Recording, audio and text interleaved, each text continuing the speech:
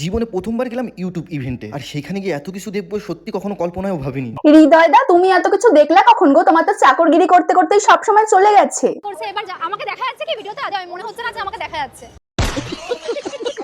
হৃদয় চাকর তো আছেই, পিছনে পিছনে ঘুরে সব সময় ভিডিও করে দেবে। তাহলে এটাই প্রমাণিত হলো যে সুমির সাথে থাকতে গেলে চাকরগিরি করতেই হবে। সঠিক বলেছেন। প্রথমবার গেলাম ইউটিউব ইভেন্টে, আর সেখানে গিয়ে এত কিছু দেখবো সত্যি এটা আমার কখনো স্বপ্নেও ছিল না। নিজের হবু বউয়ের এক্স এর সাথে দেখা হয়েছে, এটা স্বপ্নতে কেন, কল্পনাতেও তো কেউ ভাববে না কোনোদিনও। দিয়েছিল এখন কোথাও যাওয়া হবে না, পুরো বেড রেস্ট থাকতে হবে। আর সেটা শুনে সুমি একদম কান্নায় ভেঙে পড়েছিল সেদিন। সুমি কিন্তু আরেকজন কিন্তু কল্পনাতে ভেবে নিচ্ছিল, কিন্তু যেতে পারবে না শুনে দেখো কান্নাকাটিতে ভেঙে পড়লো। কে সেটা আমি বলবো না, তোমরা ইন্টেলিজেন্ট আছো, তোমরা বুঝে নাও।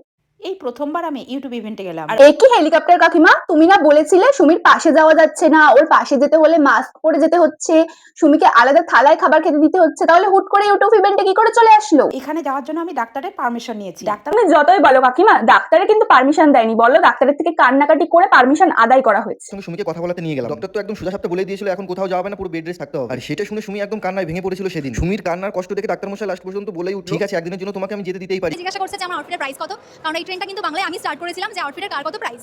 আরে হ্যাঁ হ্যাঁ, সেটা তো সবাই জানে, তার জন্যই তো এই গেমটার নাম হয়েছে ছাপড়ি গেম।